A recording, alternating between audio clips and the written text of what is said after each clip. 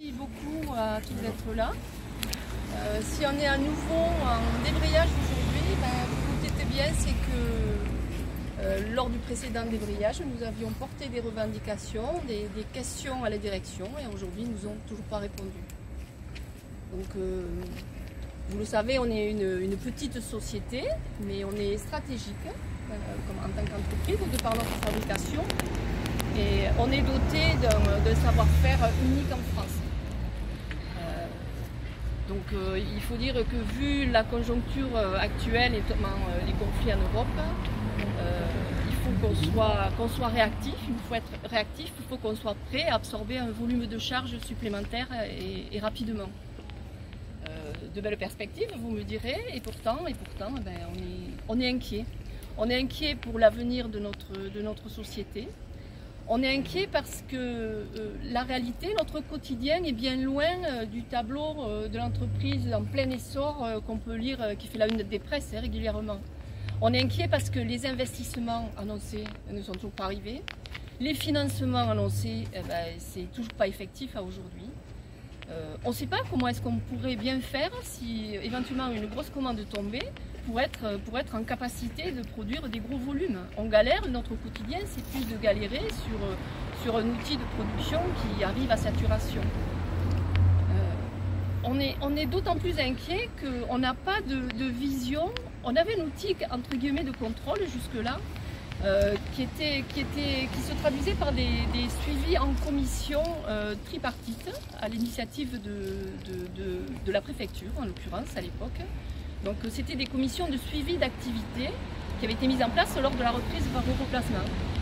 Ces commissions de tripartite, elles regroupaient l'État, elles regroupaient les représentants de l'entreprise et les représentants des salariés. Ça permettait d'avoir un suivi de la réalité de l'activité de notre évolution. Aujourd'hui, ça n'existe plus, on a des doutes, on est inquiet. On a demandé que soient remises en place ces commissions pour être rassurés. On est inquiet aussi parce que socialement, notre entreprise est à la peine, c'est le moins qu'on puisse dire. Pas de NAO, pas ou peu d'augmentation, est tellement loin de la réalité de notre quotidien avec l'inflation et le coût d'achat, etc. Donc pas de NAO, des accords qui sont à renégocier.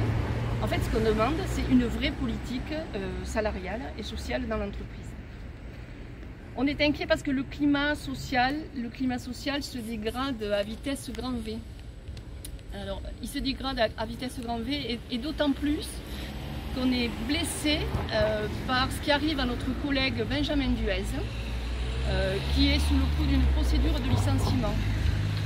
Il faut savoir que Benjamin Duez, la direction a lancé une procédure de licenciement à l'encontre de Benjamin Duez, c'était au mois de février. Il a été mis à pied conservatoire pendant pas loin de 3 mois. Mis à pied conservatoire, c'est 3 mois sans salaire, sans revenu, alors qu'il est père de 3 enfants, qu'il est soutien de famille et sa femme ne travaille pas.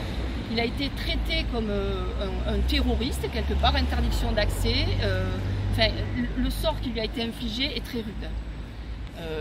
Au mois de mai, je crois que c'était le 11 mai 2023, l'inspection du travail a tranché, a refusé le licenciement de Benjamin Duez. Il a été réintégré. Il faut savoir qu'il occupe un poste clé quand même dans l'entreprise. Il est dans la maintenance et on est vraiment en manque de personnel compétent et qualifié dans ce domaine. Donc il a été réintégré. Et le courant juillet, la direction a lancé un recours administratif auprès du ministère du Travail pour à nouveau tenter de licencier Benjamin Duez. Aujourd'hui, à l'instant où je vous parle, d'où le choix de l'heure, Benjamin est reçu à la directe à Toulouse, à la direction régionale à Toulouse, à ce titre, pour se défendre par rapport à son licenciement économique. Le message qu'on veut lui passer, c'est qu'on est là, qu'on le soutient et qu'on ne le lâchera pas. Il faut savoir qu'on n'est pas très nombreux, vous le voyez, une trentaine de personnes en permanent au niveau des forges de Tarbes. Aujourd'hui, il y a les gens en poste, il y a des gens en formation donc, qui ne sont pas sur Tarbes. Mais la motivation, elle est toujours là, la dynamique, elle est là. Donc sachez aussi qu'au-delà de nos actions ici ponctuelles, il y a des actions de plus grande envergure, de plus grande ampleur qui ont été mises en place, lancées par la CGT, on est accompagné par des parlementaires, par des élus. Donc ça, c'est notre dynamique et c'est notre volonté de ne pas lâcher le morceau. En aucun cas, notre boîte, on l'aime, en aucun cas, nous la lâcherons. Il est hors de question qu'elle soit mise à mal ou qu'elle soit menacée par un problème de gestion d'entreprise. Et il est hors de question qu'on lâche Benjamin Duez. En aucun cas, on ne le laissera tomber.